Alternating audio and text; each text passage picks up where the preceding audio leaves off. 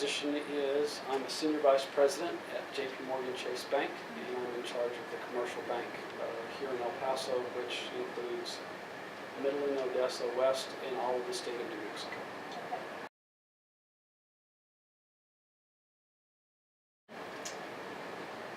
You've got to be outgoing, you've got to be a salesman, because a lot of what we do is sales, and so and have some analytical skills in order to evaluate loans and investments and all of those kind of things.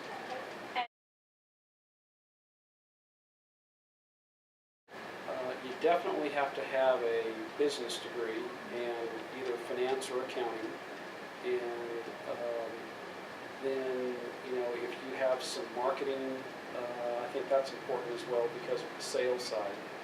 And so, yeah, I would say those. Many of our colleagues have advanced degrees, have gone to business school and that kind of thing. I, in particular, started my master's. I've not ever finished it, but I've been here long enough now that, I guess it's experience as opposed to book knowledge. My undergraduate degree in finance and with a minor in real estate, and so that really is what I did when I first came to the bank. I worked for a small, locally owned bank for a couple of years, and then was hired at a predecessor firm, Chemical Bank, and went through a management training program in Houston, and then came back to El Paso and started really my career.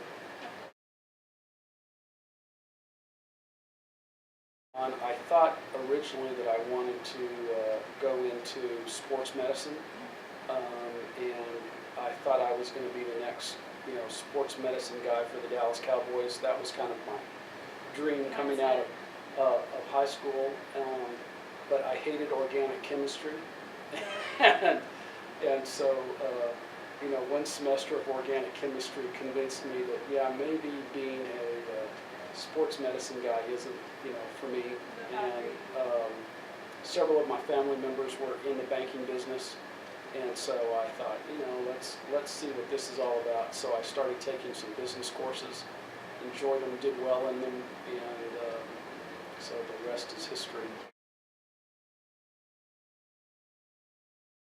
I mean, we probably have, versus any other Fortune 500 company, we have great benefits.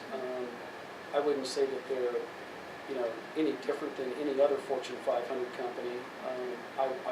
We do have one benefit that's a little bit different than other Wall Street banks, and that is a retirement plan that most Wall Street banks don't have, and that can also be lucrative, and it's tied to your performance. And so if you do a good job, the bank puts money aside for you, not coming out of your compensation. It's comes from the bank. At the end of the day, when you retire, in addition to your normal 401k kind of thing, there's another pot of money that is there and available for you.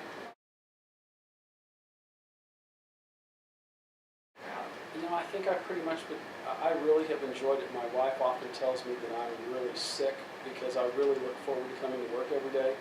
Every day it's a new day, it's a new deal, it's a new client, it's a new, what's going on in the world. And so, for me, I think, oftentimes people look at their job as you're either happy in it, or it's like, oh, do I really have to go to work today?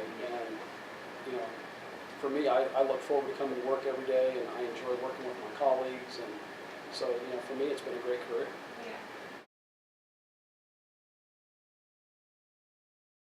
The only advice that I would say is, get a really solid education, and we just see so many bright, talented young people coming out of college, and 3.5 GPA is our minimum, and most of the people that we see are more like in the 3.8 to 4.0, and they're not only are they talented academically, but they also have kind of a whole depth and breadth of other interests.